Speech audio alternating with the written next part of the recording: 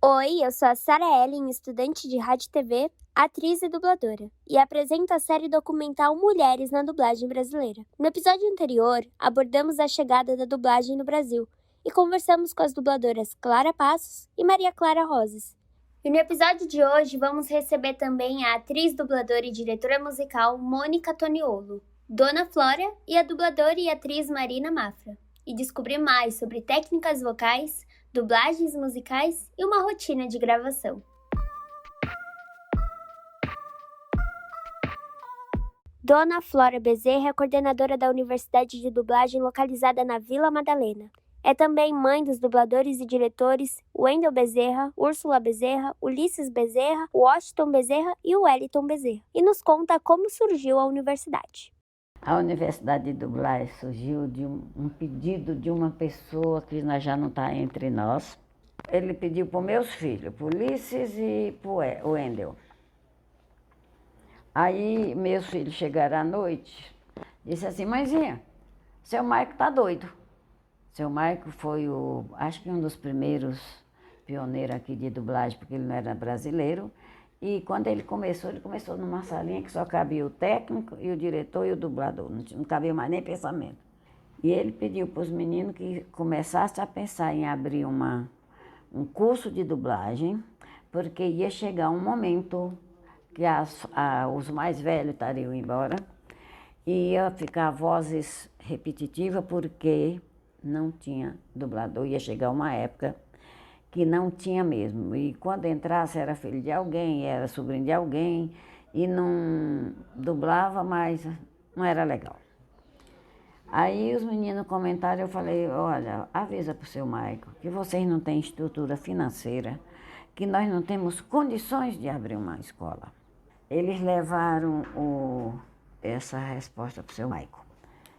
Aí seu Maico disse que não aceitaria. Quem ele via que podia ter um curso digno, decente, eram os Bezerra, que era o Ulisses e o Wendel na época. Aí passou um tempo, ele mandou chamar os meninos novamente.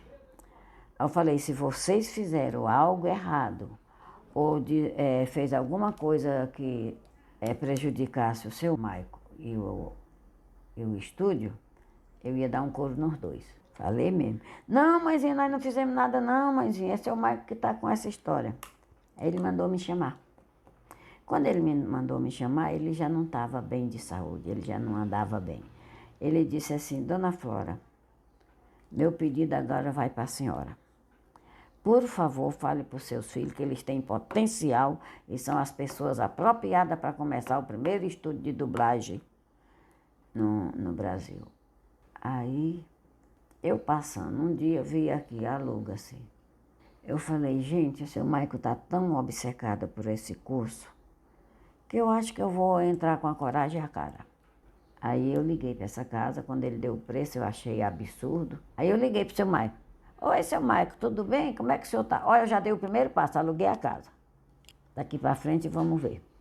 Aí ele pegou alguns textos, que nós temos esses textos só para curso, com a fita, só que nós não temos condições nem de passar, pode passar a lição tal, mas nem os textos e nem a outra imagem a gente não pode passar para ninguém.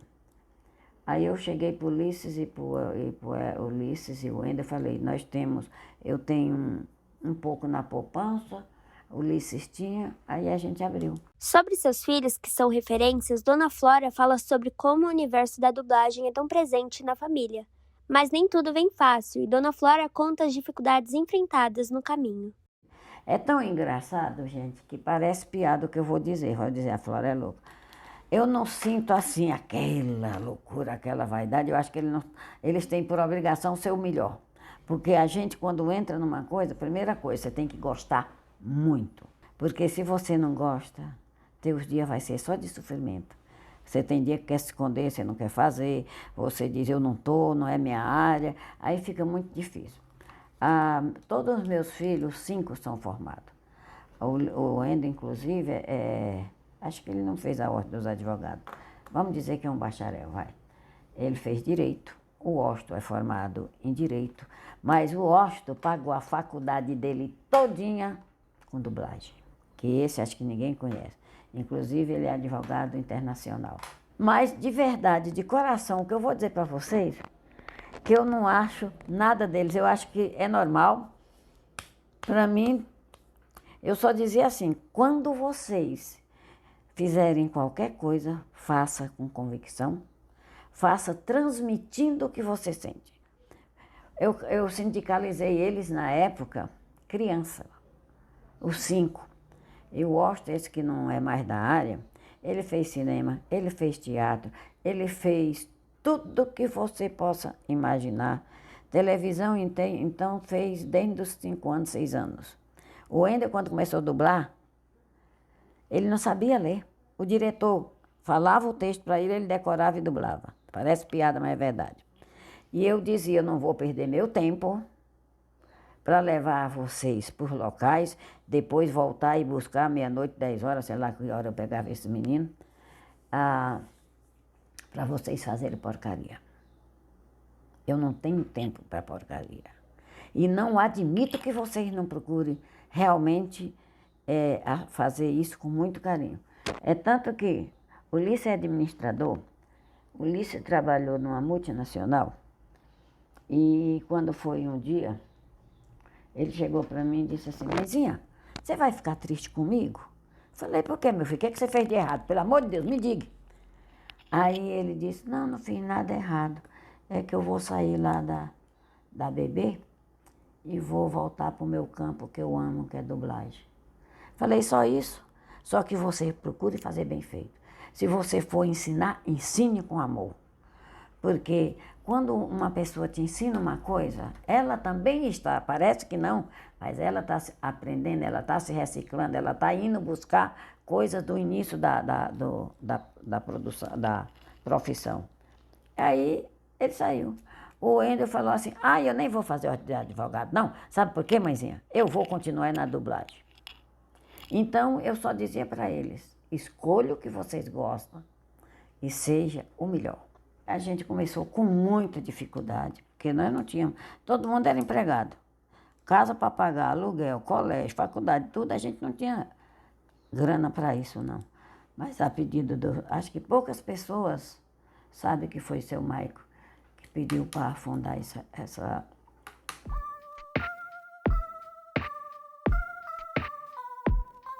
Agora vamos conhecer Mônica Toniolo.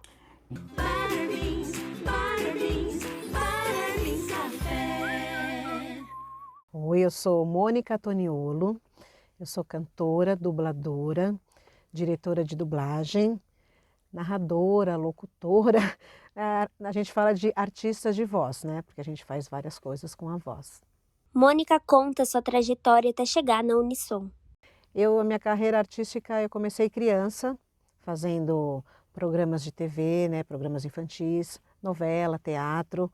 Com 5 anos eu estava atuando. Aí, aos 10 anos, eu também cantava, né? Além de atuar, eu cantava, dançava. Então, eu fiz um teste para participar de um grupo infantil, onde tinha que cantar e dançar, chamado A Patotinha. Eu passei nesse teste. Esse grupo era formado por 4 meninas, a gente cantava e dançava músicas infantis. Na época era ritmo discoteque, que fazia sucesso. E a gente gravou 13 LPs, vários compactos, ganhamos discos de ouro, viajamos o Brasil inteiro por 13 anos nesse conjunto. Saí de lá, eu trabalhei com o Zezé de Camargo e Luciano como backing vocal. Parei um pouco, minha filha nasceu, hoje ela tem 21 anos, então eu parei um pouco de viajar e fiquei trabalhando mais em estúdio. No estúdio eu gravava jingles e no estúdio de jingle também tinha um estúdio alugado para dublagem. Então eu entrei no mundo da dublagem por causa disso, porque tinha uma música para fazer para 2 personagens, né? Uma velhinha e uma menininha. Aí eu passei nos 2 testes, eu comecei a fazer dublagem aí, nesse estúdio, e a partir daí comecei a fazer muita música para dublagem. Eu cantava para alguns dubladores que não cantavam, entendeu? Aí eu fui me aperfeiçoando, hoje eu faço até voz de velhinha, eu faço a vovó Tubarão aqui, que eu gravo aqui na Unissom, então é uma velhinha, né? Faço bastante voz de mulher mais madura.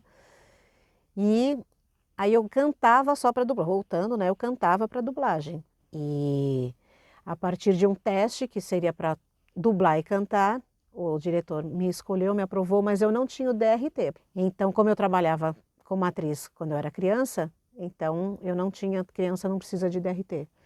Aí o diretor pediu para eu ir atrás do meu DRT para eu poder trabalhar também como dubladora, né? Eu fui fazer curso de dublagem, estágio, tirei meu DRT e comecei a fazer os personagens principais, né? Os principais, assim, que cantavam e dublavam.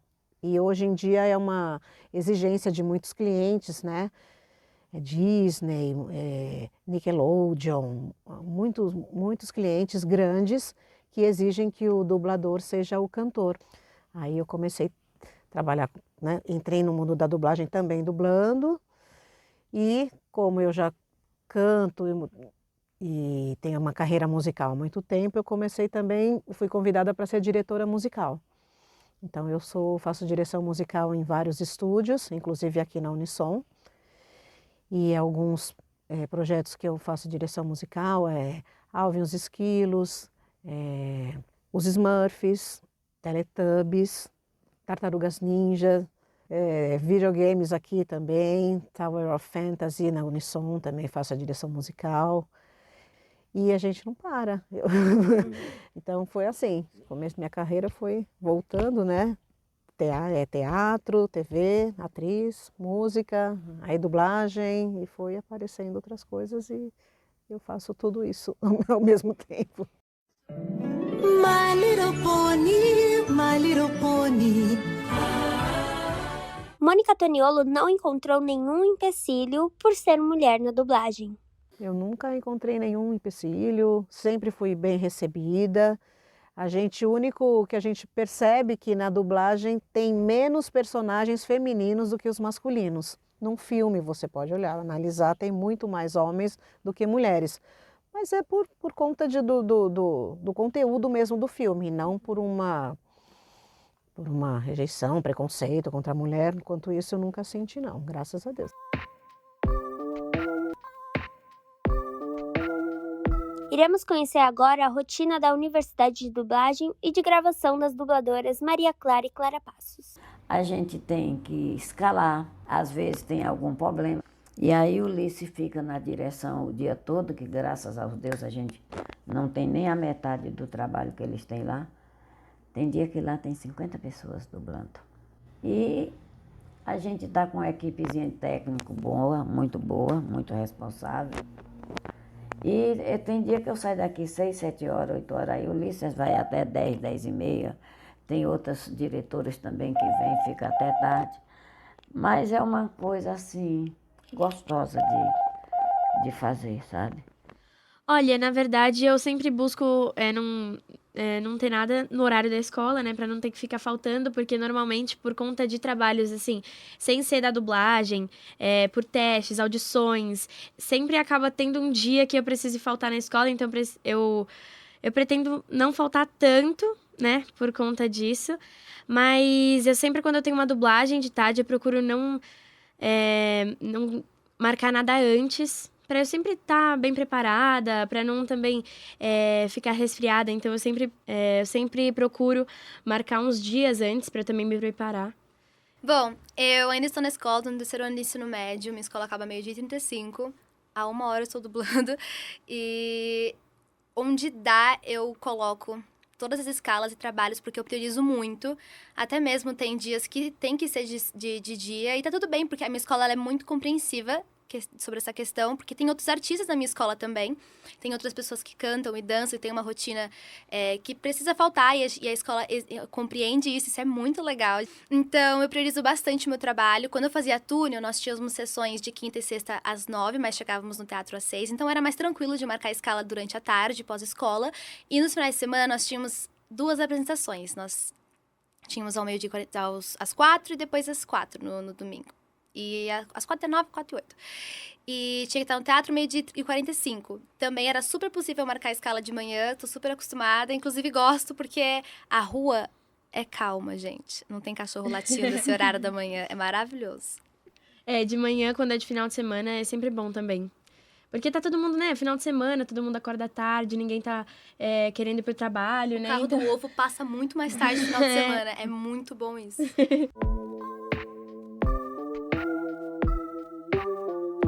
Sobre técnicas de interpretação, as meninas contam como é dublar uma personagem com uma personalidade bem diferente delas. Dublei a Elaina de Vanderbilt Witch, que é um anime, a jornada de Elaina. E o último EP, que foi o que ficou mais conhecido, só tem a Elaina. Porque basicamente ela vai pra um lugar onde tem várias outras Elainas, só que de outras personalidades. Então, eu fiz muitas Elainas de personalidades muito diferentes da minha, como, vou dar o exemplo, essa Elaina com um complexo estranho em relação aos peitos, onde ela tinha 2 enchimentos aqui e ela ficava... Colé, assistiu que serem iguaizinhas a mim. Falava sobre os pés, ai, minhas peitiolas saíram voando. Ela era assim. E isso foi muito, muito doido também. Olha, eu acho que eu nunca dublei uma personagem nem tão diferente assim como eu, porque eu sempre tento identificar alguma coisa se eu tenho parecida com a personagem. E teve uma personagem bem diferente de mim, digamos assim, que eu posso identificar, que é a Meilin, que acabou de sair, inclusive, do Smash, que eu dublei, tá na Discovery Kids. E ela é uma personagem toda nerd, tem um intelectual muito forte, e ela constrói máquinas, robôs, ela tem um robô de estimação dela. E isso nunca passou na minha cabeça, eu nem tô perto de ser uma cientista que cria robôs. Mas eu acho isso muito legal nela, eu acho super legal dublar a Meilin, e ela fala uns termos técnicos super legais também. E ela sempre vai para um acampamento onde tem alguns super-heróis que lutam contra um homem que sempre tenta destruir o acampamento e as crianças que estão lá. E assim, é um desenho animado infantil, né? Ainda nunca dublei um live action ou alguma série que seja feita por atores mesmo, não por desenho animado. Mas foi muito legal dublar a Meilin. Mônica Toniolo conta como é dirigir crianças em um estúdio de dublagem. Dirigir criança é um mundo à parte, né? A gente dirige muitas vezes, porque por falta de crianças, né, no mercado, tem um problema com autorização juiz, tem que autorizar juizado de menores, tem que autorizar a criança a trabalhar, né? Não pode ser feito muitas horas, a criança cansa muito rápido, né? Não pode atrapalhar os estudos. Então, a criança entra num projeto meu, por exemplo, primeiro assim como uma brincadeira, a gente leva para o lado lúdico, né? Ver como é que ele gosta de cantar, o tempo, a gente tem que respeitar o tempo da criança, é bem diferente do adulto. Mas a gente sempre prefere fazer o trabalho com a criança mesmo, que fica muito mais natural. Tem trabalhos que exigem também que você não pode colocar um adulto fazendo voz de criança. Mas às vezes a gente, normalmente, né, a gente sempre segue isso, mas quando não tem essa exigência e a gente não pode contar com a criança, a gente abre mão, né, de pegar adultos que fazem voz de criança e fazem muito bem. Né? Mas a gente sempre dá preferência para fazer com a criança mesmo. Agora o nosso fofurômetro vai explodir. Estão prontos? Estamos, capitão! Oi, meu nome é Marina Mafra, eu tenho 9 anos e o primeiro personagem que eu fiz foi a bebê Gregória de Vampirina. Eu achei muito legal porque era a minha primeira vez no estúdio de dublagem mesmo. Mas eu acho que foi uma primeira experiência para várias. Existe um processo para a preparação de voz e a dubladora de 9 anos, Marina Mafra, conta os métodos que ela utiliza. Eu tomo bastante água antes de começar a dublagem e eu não como nada com leite, porque senão pode dar pigarro. Eu faço muitos exercícios vocais e é isso. Marina conta sobre sua rotina e atividades extras. Ah, sim. Eu acordo de manhã e fico até tarde na escola.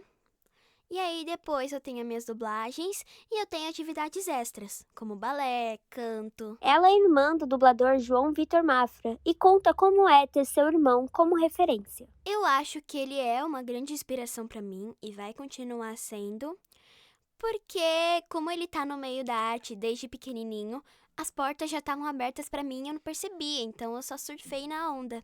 E eu tô muito feliz de estar mandando bem. Edição das Bebê Choronas com Talento!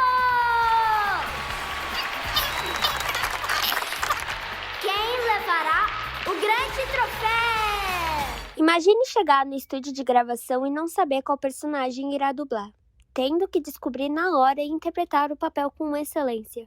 Essa é uma realidade comum para muitos profissionais da área, que precisam se adaptar rapidamente às mudanças e surpresas do processo de dublagem. Olha, na verdade, assim, eu sempre fico numa ansiedade de saber o que eu vou dublar, se vai ser anime, se não vai ser, se vai ser um desenho animado, o que vai ser. Mas eu sempre fico preparando, tipo, pensando. Eu não sei, né? Eu tenho as minhas manias. Então eu fico sempre pensando: será que eu vou ter que fazer uma voz mais velha, ou mais nova, ou um bebê? Porque eu também já tive que fazer um bebê. E, assim, eu nunca tinha tido essa experiência. Eu tive que chorar como um bebê. E foi, assim, uma experiência bem legal e diferente. E, assim, a gente só sabe um pouco antes, tipo, uns 30 minutos antes, quando é gravado em home studio. Que aí eles mandam o texto e dá pra você dar uma imaginada. Mas aí só depois também, na hora da gravação, que você vai ver o trecho que você vai gravar, o desenho, os episódios. É raro a gente ser informado antes do que a gente vai trabalhar. E é isso que deixa mais única a experiência. Porque a gente não precisa ficar se preparando, precisa ficar naquele êxtase de personagens, Precisa né? decorar De texto, ficar decorando precisa... texto, esse estresse. A gente só chega lá e descobre. Claro que tem as exceções, né? Depende muito do personagem, do projeto, do produto que a gente vai fazer, que eles avisam com antecedência e a gente já tem uma ideia, uma base do que seja. Ou quando a gente faz um teste e passa, a gente já sabe o que será gravado, né? Mas é uma experiência muito legal descobrir na hora o que você vai fazer. É muito legal mesmo, gente. Mônica conta qual é a maior dificuldade na dublagem musical. A maior dificuldade é, primeiro, quando a gente quer fazer o canto com o próprio dublador e esse dublador não canta. Então, eu tento conversar com o dublador antes, eu vejo como que é o trabalho que ele vai ter que fazer, se é uma coisa mais simples, se é uma coisa mais complicada. Mando uma amostra da música para ele mandar para mim, para ver se a gente consegue fazer com o próprio dublador, porque isso é o mais legal, fica mais perfeito, mais natural. Então, a dificuldade seria o dublador que não canta, né? Hoje em dia eles estão se aperfeiçoando muito, fazendo muito curso, tem os musicais, né?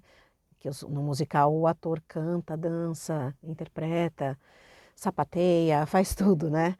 Então, a gente usa muitos cantores, atores de musicais, mas a gente prefere, como eu falei, fazer com o próprio dublador.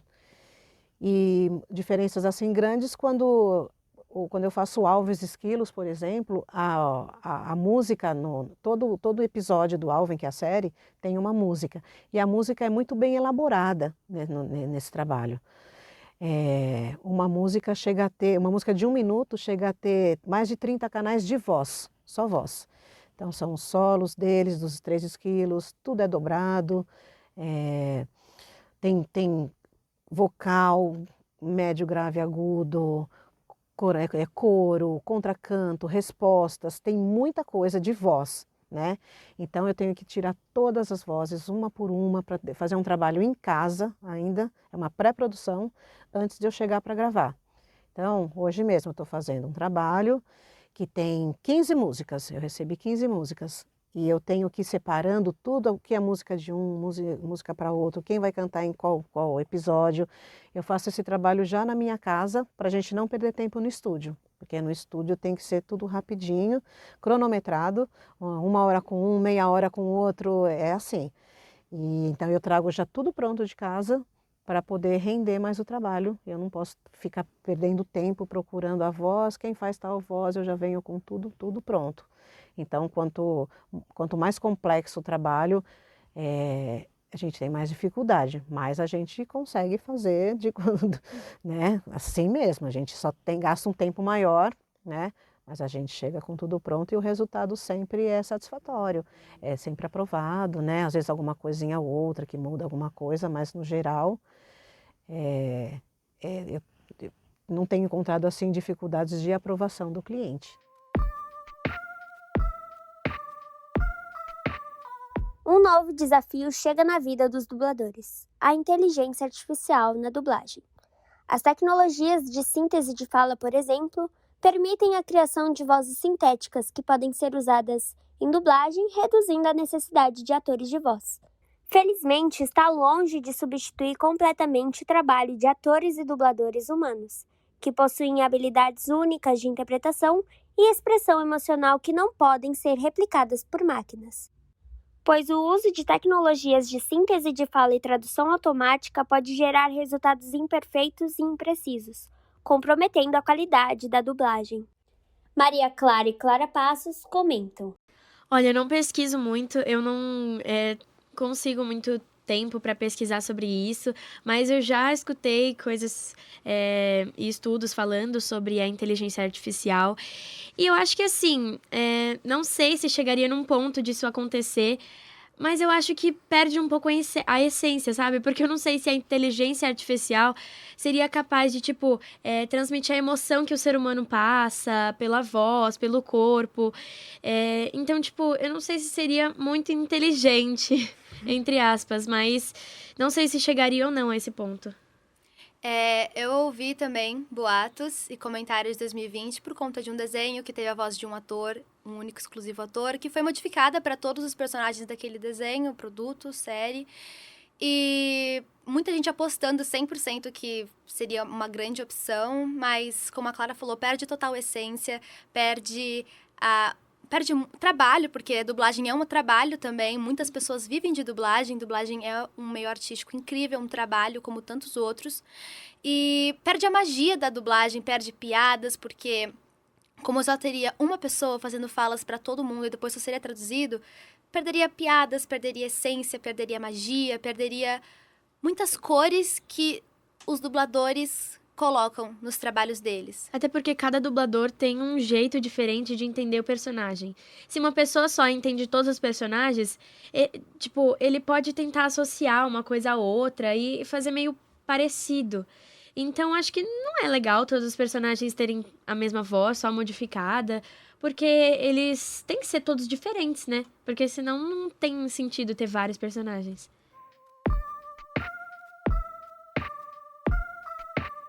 Para encerrar, os dubladores deixam um recado para quem quer seguir nesse mesmo caminho.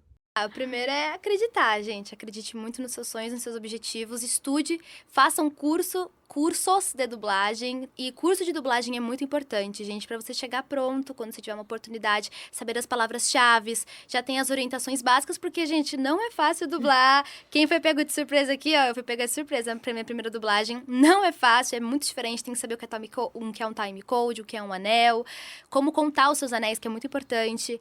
Então, todas essas coisas são passadas nos cursos.